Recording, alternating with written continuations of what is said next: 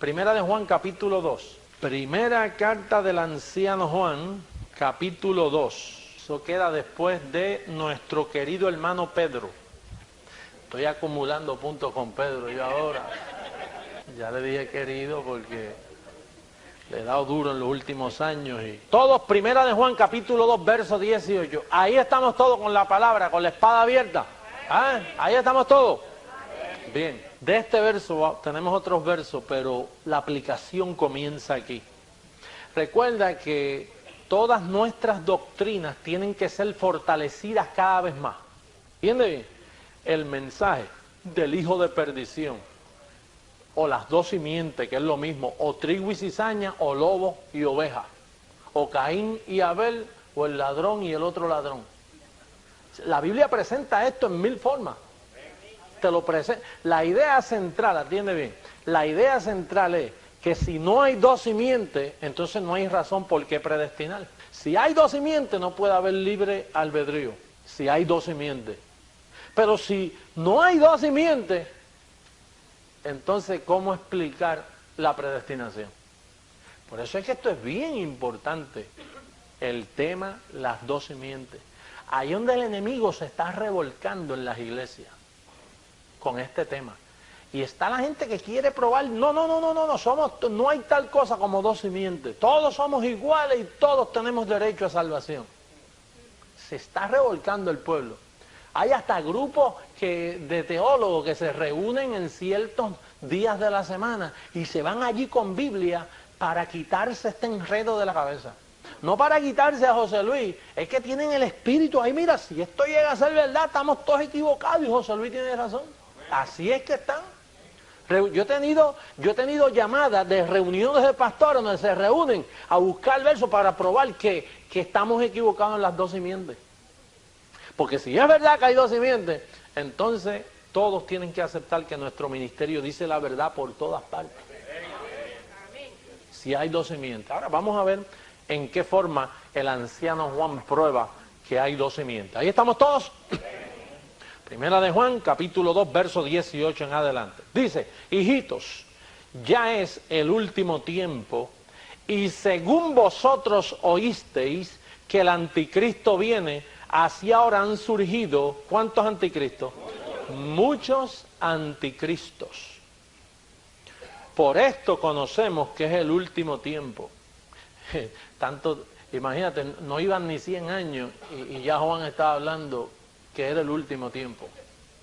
Imagínate.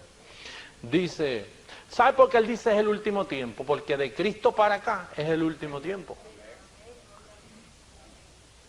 Imagínate, si Juan no sabía que iban a pasar 2000 años, se reventaría la cabeza diciendo, ¿cómo que el último tiempo son 2000 años? Por eso yo te digo a ti que no pongas fecha de la venida del Señor. Porque hay un factor tiempo que tú no entiendes y te metes numeritos a la cabeza y te puedes turbar con la venida del Señor. Mira lo que dice aquí. Ahora, después que dice esto, mira lo que dice el verso 19, que estos anticristos salieron de la misma iglesia. Oye, esto dice, ¿salieron de dónde? ¿Salieron de dónde? De nosotros, pero oye, no eran de nosotros. Oye esto, no eran de nosotros.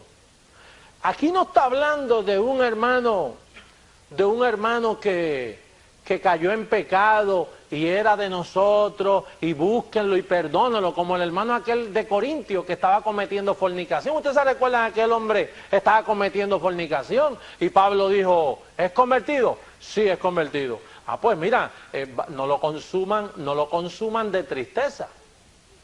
Restáurenlo. Pero aquí no es problema de adulterio, aquí el problema es que estos anticristos estaban dentro de la iglesia y no eran de la iglesia, no eran de nosotros. Vamos a seguir. Dice, así ahora han surgido muchos anticristos, perdón, aquí me fui. El verso 19, salieron de nosotros, pero no eran de nosotros. Ahora fíjate, porque si hubiesen sido de nosotros, se puede decir una vez de nosotros, siempre de nosotros. ¿Verdad que sí? Si hubieran sido de nosotros, tienen que permanecer con nosotros. Ahora, ¿qué es lo que dice aquí? Dice, si hubieran sido de nosotros, habrían permanecido con nosotros, pero salieron para que se manifestase que no todos son de nosotros. ¿Qué está diciendo Juan ahí? Para que se sepa que no todos son salvos, que no todos son simientes de salvación. Por eso fue que salieron, para que se sepa que hay dos simientes, para que se sepa que hay ovejas y hay lobos, para que se sepa que hay trigo y hay cizaña. Y esto es bien importante, que se sepa. ¿No ves? Que hay personas que entran a la iglesia, pero no son de la iglesia. Son personas que pueden tener un acto de remordimiento, pues son personas que pueden estar pasando por un momento difícil en el matrimonio, o pueden estar pasando por una dificultad económica, o pueden estar pasando por un vicio de droga, o pueden estar pasando por una situación vergonzosa en su vida. ¿Y qué sucede? Que las personas que están pasando por problemas en su vida, alguien los invita a la iglesia y sus emociones están descontroladas y con cualquier llamamiento de esos que asustan a la gente pueden pasar al frente y comenzar a llorar sin convertirse. Pasan simplemente al frente, aprenden todo la rutina de la iglesia, les gusta, se sintieron bien, hicieron amistad, pero ¿qué pasa? Que de momento hubieron unos problemas, pasó un tiempo, y de momento se van como si nada hubiese sucedido y siguen en el pecado, en la vida tranquilos como si nada hubiera sucedido. Esos son los que el apóstol en la parábola dice, recibieron la palabra con gozo, pero no tenía profundidad. Ahí vamos a ir ahora, esta es la próxima escritura, que vamos a ir a una parábola para que tú veas un aspecto de esta simiente que no es de salvación. Pablo lo dijo, allá en 2 de Tesalonicenses capítulo 3, verso 2, dice, oremos para ser librados de hombres malos y perversos, porque no es de todos la fe. Así que es importante tener entendido que no todo el que viene a la iglesia es de la iglesia. No con eso no estamos diciendo que venga alguien de visita y que todavía no entienda y que se convierta a 2 años, 3 años. Eso es otra cosa. Estamos hablando del aspecto de que no todos son almas de salvación. Ahora, fíjate, vamos a seguir leyendo ese capítulo. Mira lo que dice el verso 20. Pero vosotros tenéis la unción del Santo. ¿Ve la diferencia? Vosotros tenéis la unción del Santo y conocéis todas las cosas. No os he escrito como si ignoraseis la verdad, sino porque la conocéis y porque ninguna mentira procede de la verdad. ¿Quién es el mentiroso? Sino el que niega que Jesús es el Cristo. Este es anticristo, el que niega al Padre y al Hijo. Todo aquel que niega al Hijo tampoco tiene al Padre. El que confiesa al Hijo tiene también al Padre. Porque la entrada es por el Hijo, ¿no? El que confiesa al Hijo tiene también al Padre. Verso 24. Lo que habéis oído desde el principio permanezca en vosotros. Si lo que habéis oído desde el principio permanece en vosotros, también vosotros permaneceréis en el Hijo y en el Padre. Y esta es la promesa que Él nos hizo. La vida. ¿Cuál es la promesa? Os he escrito esto sobre los que os engañan. Parece que a los que engañan no les gusta eso de vida eterna. Verso 27, pero la unción que vosotros recibisteis de Él permanece en vosotros y no tenéis necesidad de que nadie os enseñe, así como la unción misma os enseña todas las cosas y es verdadera y no es mentira. Según ella os ha enseñado, permaneced en Él. Pero fíjate lo que dice, pero ustedes tienen la unción del Santo. Esa unción es lo mismo que ustedes habéis sido sellados por el Espíritu Santo y tenéis la unción. Ahora, ¿qué sucede con una persona que verdaderamente es de la simiente de salvación? Búscate el capítulo 5 de este mismo libro y mira el verso 18, lo que sucede cuando una persona es de salvación. Verso 18. Sabemos que todo aquel que ha nacido de Dios, ¿qué dice? Ahora esto hay que saberlo. Todo el que ha nacido de Dios no practica el pecado.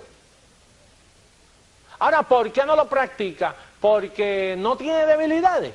No, debilidades él tiene, pero no puede practicarlo. ¿Por qué? Dice, pues aquel que fue engendrado por Dios le guarda y el maligno no le toca. ¿Por qué el maligno no le puede tocar? Porque está la unción del santo en él. Él puede cometer un pecado, puede fallar aquí, puede tener dificultades, pero como él tiene la unción del santo, él está sellado, el diablo ahora no le puede hacer el daño que le hacía antes, porque él está protegido por la unción del santo, por la simiente incorruptible. Y lo repite también en el capítulo 3, en este mismo libro. Mira lo que dice el capítulo 3, verso 8. El que practica el pecado es del diablo. Nosotros no podemos practicarlo porque tenemos la unción del santo. Nosotros podemos cometer pecado, pero no practicarlo por causa de la unción. Ahora, si tú no tienes la unción, lo practica y lo practica y lo practica. Pero como tú tienes la unción del santo, la unción te disciplina, te reprende. No se te puede imputar práctica, porque antes que se te impute práctica, ya la disciplina de Dios está encima de ti, eliminando que se te llame práctica. ¿Entiendes? No es que tú falles y no falles, nosotros fallamos y tú bien lo sabes que fallamos. ¿Y quién no ha fallado? Seguro que fallamos. Pero por causa de tener el sello, la unción, Dios va tratando contigo, con tu fallo, para que no se te impute pecado y no se te halle en práctica de pecado, por causa de la unción. Pero el que no tiene la unción, mira lo que dice el verso 8. Dice, Primera de Juan capítulo 3, verso 8, el que practica el pecado es del diablo, porque el diablo peca desde el principio. Para esto apareció el Hijo de Dios, para deshacer las obras del diablo. Ahora mira el verso 9. Todo aquel que es nacido de Dios no practica el pecado. ¿Por qué? ¿Porque no peca? No, porque la simiente de Dios permanece en él y no puede pecar porque es nacido de Dios.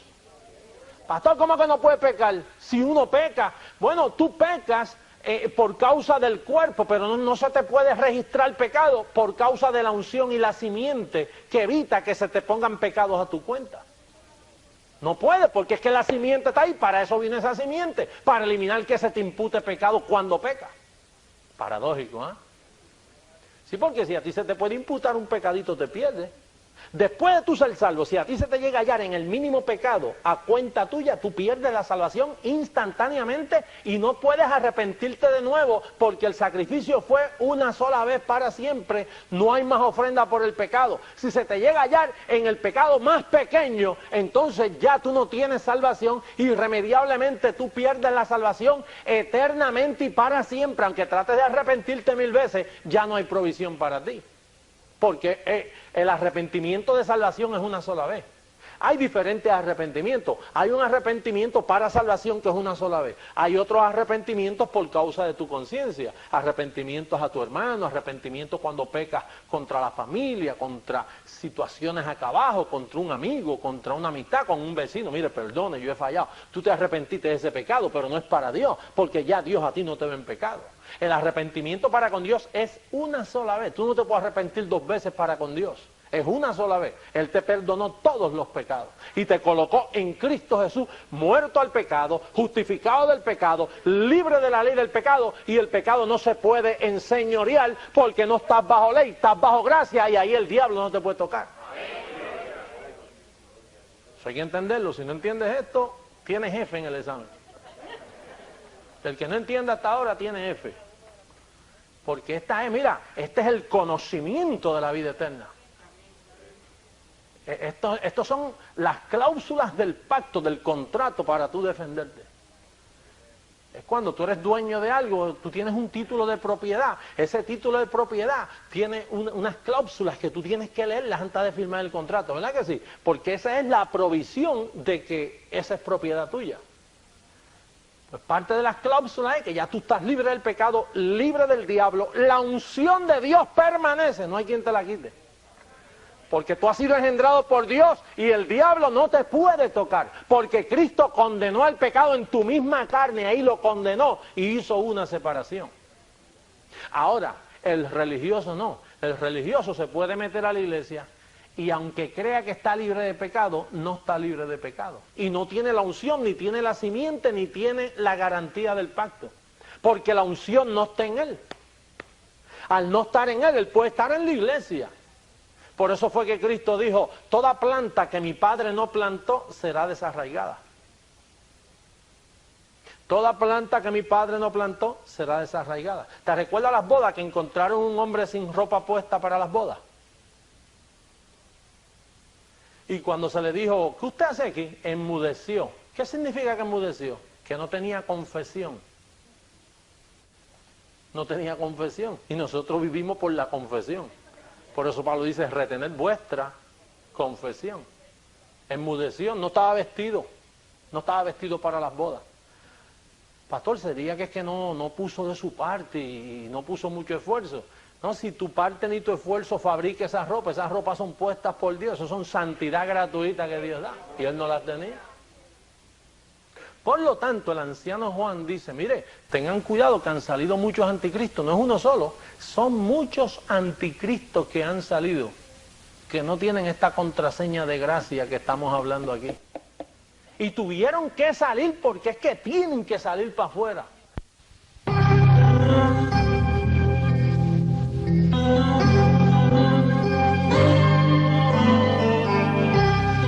60 segundos con Carlos Estero Jr. en Cápsulas de Gracia.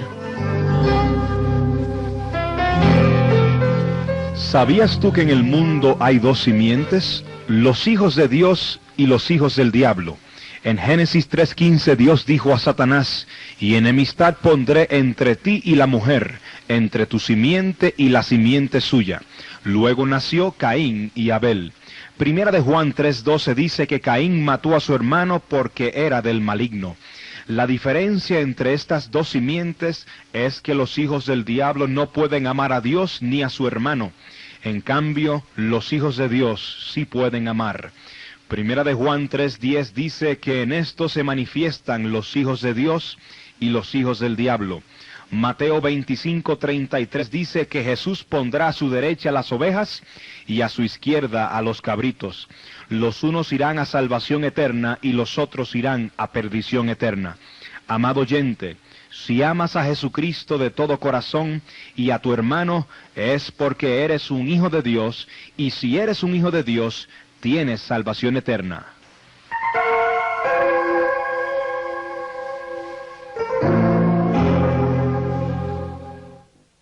Tuvieron que salir porque es que tienen que salir para afuera, para que se sepa que no todos son de la simiente de salvación. Ahora vamos a ver ahora un aspecto muy importante, Marcos capítulo 4. Esta parábola la hemos estudiado varias veces en estos últimos meses, pero sigue produciendo más revelación. Marcos capítulo 4, segundo evangelio, capítulo 4, verso 14. 4, verso 14, rapidito, para aprovechar bien el tiempo. Ustedes han oído ya mucho la palabra del sembrador. Vamos a ir a la explicación de la parábola del sembrador. Todos ahí en la palabra. Dice, bueno, el verso 13 dice, y les dijo, ¿no sabéis esta parábola? ¿Cómo pues entenderéis todas las parábolas? Ahora mira, el sembrador es el que siembra ¿qué? La palabra. Y estos son los de junto al camino, en quienes se siembra la palabra, pero después que la oyen, enseguida viene Satanás y quita la palabra que se sembró en sus corazones. Oye, ¿y qué autoridad tiene el diablo sobre esa gente? Tú has visto aquí, mira, Satanás dice, hey, ¿qué usted hace ahí metido? Usted es de los míos, véngase para acá, y te quita la semilla del corazón. ¿Por qué a ti no te la pudo quitar? ¿Quién eres tú que él no te la pudo quitar a ti? No, pastor, lo que pasa es que yo oro mucho. ¿Qué oras mucho de qué? No, que yo soy muy santo, pastor. No, ¿por qué el diablo no te pudo quitar a ti la palabra que fue sembrada en tu corazón? Y a eso, como que Satanás tiene cierto poder sobre ellos, que la oyen, y va a Satanás y dice, venga para acá, y te la quita. ¿Por qué a ti no te la pudo quitar? Fíjate qué autoridad tiene el diablo sobre esta gente que va, reciben la palabra, y enseguida va el diablo y se la saca del corazón. Es porque el diablo tiene autoridad sobre ese corazón. ¿Por qué el diablo no le pudo quitar la palabra a Lidia? Cuando dice que Dios le abrió el corazón para que recibiera la palabra. ¿Por qué el diablo no fue a quitarla? Por problemas no es porque yo he tenido problemas. Yo he tenido problemas, yo he visto hipocresías en la iglesia, he visto hermanos falsos, he visto cosas en la iglesia que es para salir corriendo de la iglesia. Uno en la iglesia ve de todo. Pero ¿por qué mi corazón no se ha podido ir al pecado? ¿Por qué en mi corazón hay una vocecita que me dice, eso no es problema tuyo, tu deuda conmigo está en la unción que yo he puesto en ti? ¿Sabe por qué? Porque cuando una persona nace de nuevo, oye esto, cuando una persona nace de nuevo, lo primero es que queda santificado, lavado por la sangre de Jesús, queda propiedad de Dios, queda libre de la potestad del diablo. Pero aquí esta parábola, Jesús nos está dando un cortecito muy importante. Dice que esta gente recibe la palabra con gozo. Mira para allá, dice que al principio reciben la palabra con gozo y están en la iglesia, pero luego vienen los afanes de la vida. Y le quitan viene Satanás y le quita la semilla. ¿Cómo Satanás puede quitar la palabra de un corazón que ha renacido de simiente incorruptible? ¿Podrá hacer eso el diablo? Cuando la Biblia dice que el maligno no nos puede tocar cuando uno ha sido engendrado por Dios. Quiere decir que estos son gente que reciben la palabra de Dios, pero no son engendrados por Dios. Atiende bien, tienes que entender esto. Reciben la palabra con gozo, pero no son engendrados por Dios. Una cosa es ser engendrado por Dios y otra cosa es recibir la palabra y hacer un show de arrepentimiento. Déjame decirte, cualquiera pasa al frente ante un llamado con un órgano, una musiquita de esas bien melancólica y una voz de esas bien sutil. Oh, mi querido amigo, mira cómo tú sufres. Oh, mira cómo el diablo te ha tratado en estos últimos años. Oh, el Señor te está llamando. Pasa aquí al frente y repite conmigo esta oración. Señor Jesús, hoy yo te recibo como mi único Salvador, ¡Aleluya! ¡Estás salvo! ¿Está qué? Por repetir una oración está salvo. O sea, no todo lo que brille es oro. No todo el que te pase un púlpito a hacerte una oración cualquiera, por eso ha sido engendrado por Dios. Una cosa es ser engendrado por Dios y otra cosa es tú meterte a la iglesia y tener un gozo momentáneo y pasajero. Ahora nos preguntamos en esta noche, ¿cuántos tienen la unción del Santo aquí? ¿Tú estás seguro? Levanta la mano, ¿cuántos tienen la unción del Santo? Porque si tú no estás seguro de eso. Los que tienen la unción de Dios, dice que la unción permanece en ellos y no pueden pecar porque Dios los engendró y los guarda y el diablo no los puede tocar. Eso es ser salvo. Pero cantar 2 o 3 coritos y dar una ofrenda la da cualquiera. Ay, dejar de fumar y beber. Pues eso lo hace muchísima gente hoy por la salud.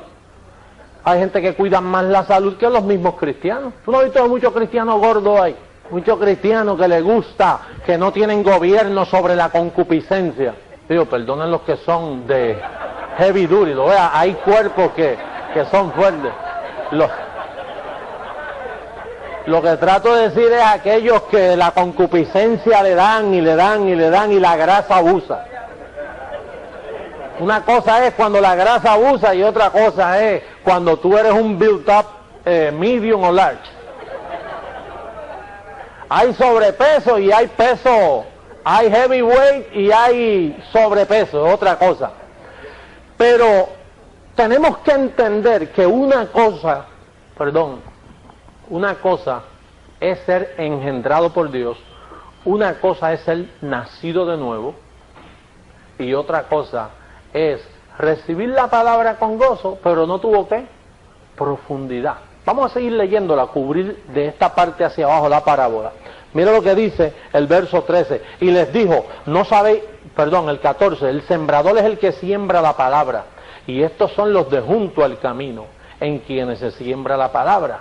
Pero después que la oyen, enseguida viene Satanás y quita la palabra que se sembró en sus corazones. ¿Quién sembró esa palabra en sus corazones? Fue un predicador, ellos oyeron la palabra, pero ¿por qué el diablo pudo quitarla? Dice, estos son asimismo los que fueron sembrados en pedregales, los que cuando han oído la palabra, al momento la reciben con gozo, pero no tienen raíz en sí, sino que son ¿de qué? De corta duración. ¿De qué? De corta duración. ¿Cuántos aquí son de larga duración? De eterna duración, porque hemos sido engendrados por Dios. Dice, vamos a seguir leyendo. Porque cuando viene la tribulación o la persecución por causa de la palabra, luego tropiezan. Estos son los que fueron sembrados entre espinos, los que oyen la palabra, pero los afanes de este siglo y el engaño de las riquezas y las codicias de otras cosas entran y ahogan la palabra y se hace infructuosa. Ahora mira los que son engendrados por Dios. Dice, y estos son los que fueron sembrados en buena tierra. El verso 20. Los que oyen la palabra y la reciben y dan fruto a 30, a 60 y a 100 por uno. Pero que te dan fruto. Ah, estos del buen terreno.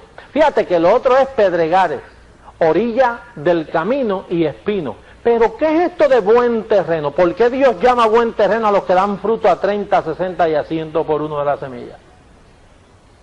Hay que entender eso. Tú sabes cuál es el buen terreno, ¿verdad? Los que son engendrados por Dios, la unción del Santo está en ellos. Y no pueden perderse porque son engendrados por Dios y el diablo no tiene autoridad sobre ellos. ¿Tú crees que el diablo puede venir a quitarme la palabra de mi corazón? ¿O de tu corazón? Eso es faltarle respeto a Jesucristo después que Jesucristo entra y te engendra a venir y que el diablo a jugar contigo. Mira, te voy a quitar todo el corazón y tú te vas a ir a pecar y te vas a hacer lo que te da la gana. No puede. El engendrado por Dios no puede. Mira lo que dice el verso 26 y 29.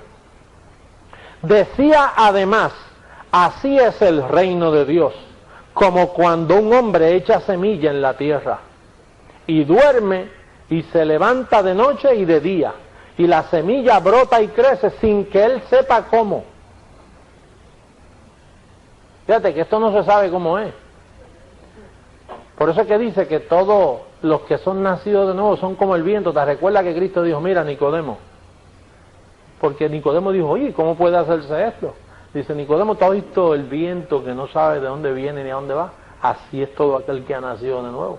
Él no sabe ni cómo es. Tú no sabes por qué tú fuiste salvo ni cómo fuiste salvo. Eso es un acto por causa de que eres un escogido. Tú no sabes cómo fue eso. Eso es un acto divino, un acto sobrenatural que vino sobre tu vida. Vamos a seguir. Porque de suyo lleva fruto la tierra. Fíjate, de suyo lleva fruto la tierra. Primero hierba, luego espiga, después grano lleno en la espiga. Y cuando el fruto está maduro, enseguida se mete la hoz, porque la siega ha llegado. Rapidito, vamos a Mateo 13, 24 al 30. Rapidito, mira ahí a ver si conseguimos la parábola del trigo y la cizaña. Mateo 13, 24 al 30. Dice así, les refirió otra parábola diciendo, el reino de los cielos es semejante a un hombre que sembró buena semilla, ¿en qué? En su campo. Pero mientras dormían los hombres, vino su enemigo y sembró cizaña entre el trigo y se fue. Esto es la serpiente allá en Génesis. Eso es lo que Cristo le está tratando de llevar, cómo Caín se introdujo. Pero es una parábola. Dice, verso 26, cuando salió la hierba y dio fruto, entonces apareció también la cizaña. Vinieron entonces los siervos del padre de familia y le dijeron, Señor, ¿no sembraste buena semilla en tu campo? En otras palabras, ¿no sembraste tú ovejitas en tu campo? ¿De dónde pues tiene cizaña? Es una buena pregunta, ¿verdad que sí? ¿De dónde sale el anticristo? ¿De dónde sale un Judas? ¿De dónde salen personas así que salieron de nosotros pero no eran de nosotros? ¿Cómo puede suceder esta operación de que alguien te reciba la palabra con gozo y te cante 2 o 3 coritos y no sea trigo verdadero y sea cizaña? ¿De dónde sale tal cosa, Señor? Mira lo que dice. Él les dijo, un enemigo ha hecho esto. Y los siervos le dijeron, ¿quieres pues que vayamos y la arranquemos? Él les dijo, no, no sea que al arrancar la cizaña arranquéis también con ella el trigo. Dejad crecer juntamente lo uno y lo otro hasta la siega. Y al tiempo de la siega yo diré a los segadores, recoged primero la cizaña. Qué interesante que primero se va la cizaña. Fíjate que la venida del Señor no vendrá sin que se manifieste el hijo de perdición. El hijo de perdición es la cizaña. La venida del Señor no vendrá sin que quiten la cizaña. Que poco se conoce de la venida del Señor. Se quitarán la cizaña y entonces el trigo se queda. Dice, recoged primero la cizaña y atarla en manojos para quemarla, pero recoged el trigo en mi granero. En mi granero. Hay otras parábolas. Jesús explica la parábola de la cizaña. Vamos a 13:36. Vamos a leer la explicación. Yo casi te la estaba explicando, porque el que entiende las 14 epístolas de Pablo entiende cualquier parábola. Si tú entiendes a Pablo, tú te paseas por todas las parábolas y las agarras así. Pero si tú no entiendes gracia, las parábolas te confunden y sacan 1000 interpretaciones que no tienen que ver con el verdadero contenido. Mira la explicación de la parábola de la cizaña. Verso 36.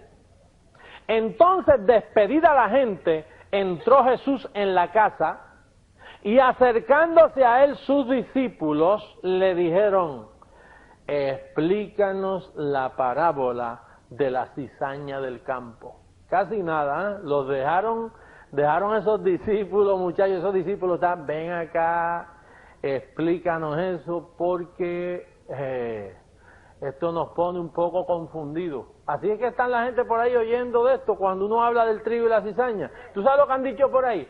Que la cizaña se puede convertir en trigo si usa el libre albedrío. Atiende bien, dicho por ministros por la radio. ¿Cuántos lo han oído? Levanten la mano. Hay muchos testigos aquí. Hay gente, no, mira hermano, la cizaña se puede convertir en trigo, lo que tiene que hacer es usar su libre albedrío. Como quien dice, mire, un lobo se puede convertir en oveja, lo que tiene que ir a un laboratorio y que se haga un trasplante de uñas, un trasplante de cuero con lana. Hermano, una vez lobo, siempre lobo, una vez oveja, siempre oveja, una vez cizaña, siempre cizaña y una vez trigo, siempre trigo. Aquí no dice que el trigo tuvo que convertirse, el trigo era trigo, por eso Cristo se le manifiesta a su trigo. Hay que entender que el que nace cizaña, cizaña se queda. Esto es doloroso. Por eso Jesús dice, el que tiene oídos para oír, oiga. Por eso en Apocalipsis 17:8 dice, y se asombraron, porque sus nombres no estaban escritos en el libro de la vida desde antes de la fundación del mundo. Cualquiera se asombra. Tú lo que tienes que hacer es darle gracias a Dios que Él te ha escogido a ti. Y no meterte a hacer preguntas que a ti no te importan. ¿Y por qué no escogió a aquel? ¿Qué le importa a usted? Si lo entraron ustedes, gracias que usted está adentro.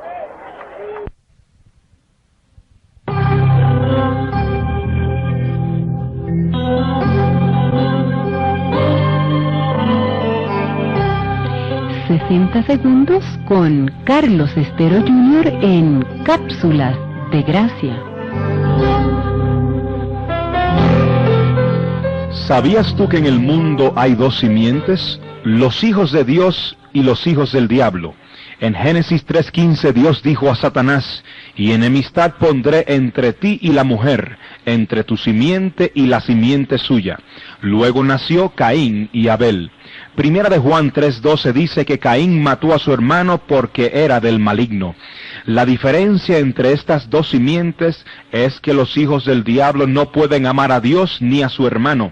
En cambio, los hijos de Dios sí pueden amar. Primera de Juan 3:10 dice que en esto se manifiestan los hijos de Dios y los hijos del diablo.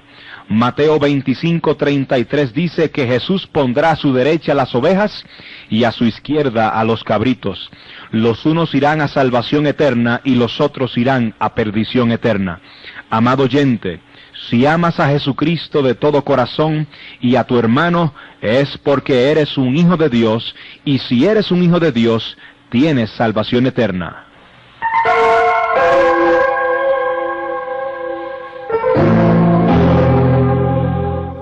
Hay gente que le gusta confundirse, tú sabes, hay gente que le gusta meterse, sí, pero mira, ¿y por qué? No, chacho. Pablo dice, no penséis más de lo que está escrito, porque lo que está escrito es suficiente para que tú conozcas el plan de Dios.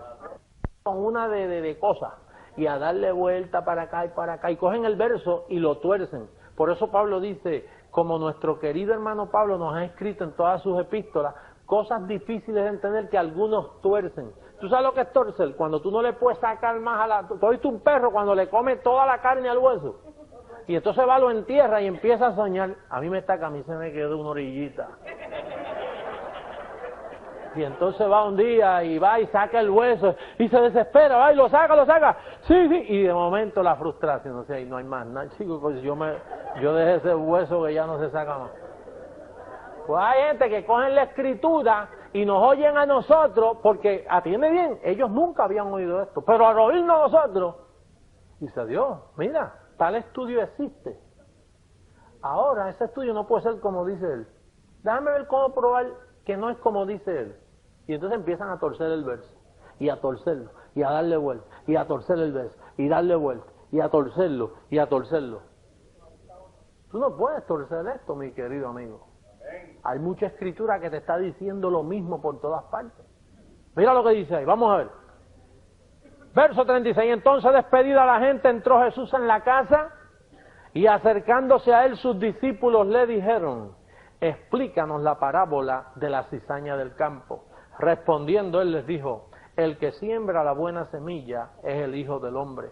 El campo es el mundo. La buena semilla son los hijos del reino. Y las cizañas son los hijos del malo. Pastor, y el malo tiene hijos. Entonces no, tú tienes la cabeza puesta. Tú no puedes leer la Biblia conmigo.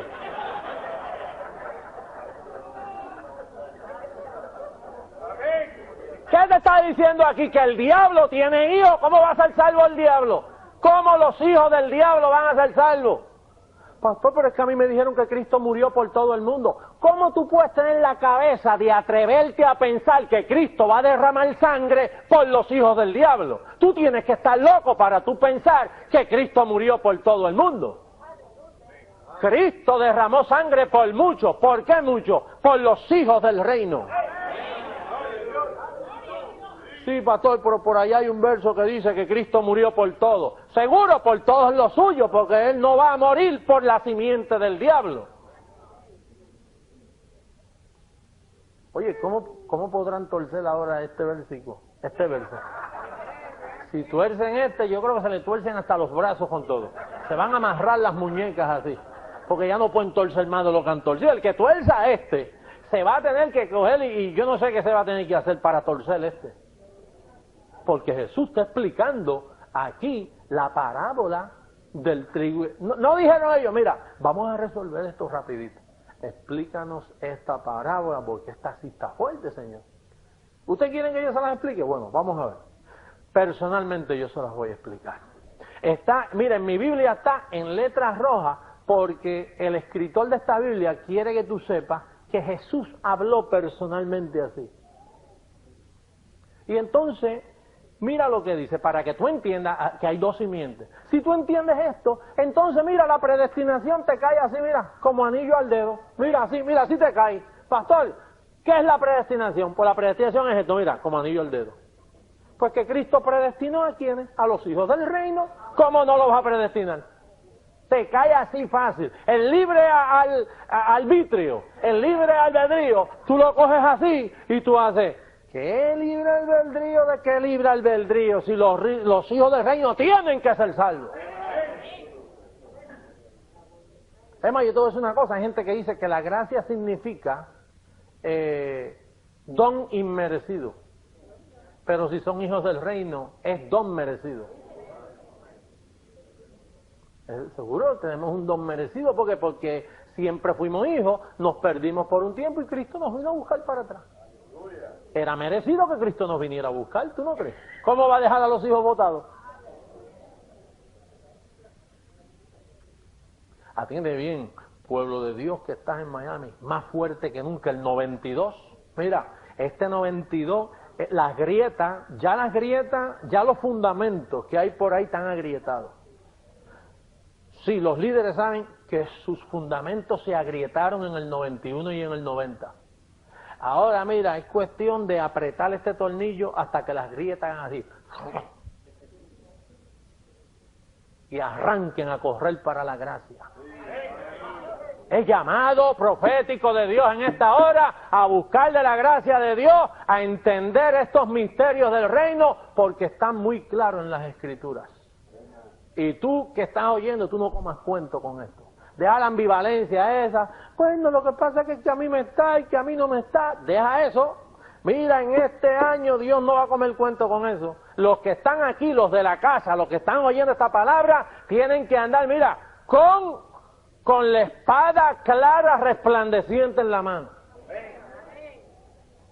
Que cuando usted le diga, mire, usted es de los salvos siempre salvo. Sí, yo soy de los mismitos. Usted es de los predestinados, esos bendecidos y elegidos y escogidos desde antes de la fundación del mundo, y que su nombre fue escrito en el libro de la vida, el mismo que viste y calza. Aquí estoy, y a su nombre. Eso es, se merece la gloria. Creyentes así son los que Dios va a bendecir en esta última hora. Así creyentes, mira ahí firme con la espada, eso de estar jugando, y no, mira, esto es así, la palabra de Dios dice. Eso es lo bonito de este reino. Y ay, como Dios te respalda. Dime una cosa, ¿tú crees que Dios me ha respaldado a mí en estos últimos años? ¿Tú crees que Dios me ha respaldado a mí aquí en Florida? ¿Tú crees que Dios pueda respaldarte a ti?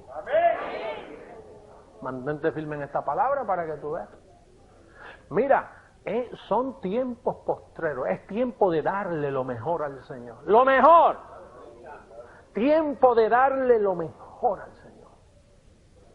Toda tu vida ahí empleada. Padre, aquí estoy como sacrificio santo para ti, porque es poder de Dios. Mira, es tiempo de, como dijo Romanos 12, dice, hermano, os ruego por la misericordia de Dios que presentéis vuestro cuerpo en sacrificio vivo, santo, agradable a Dios, que es vuestro culto racional, es lo normal que se presente. ¿Y cómo tú lo vas a hacer? En todo momento, cuando vienes al templo, en vez de estar hablando, adorando, Padre, gracias, sí, yo soy un adorador. Cuando está la palabra, oyendo. Amén.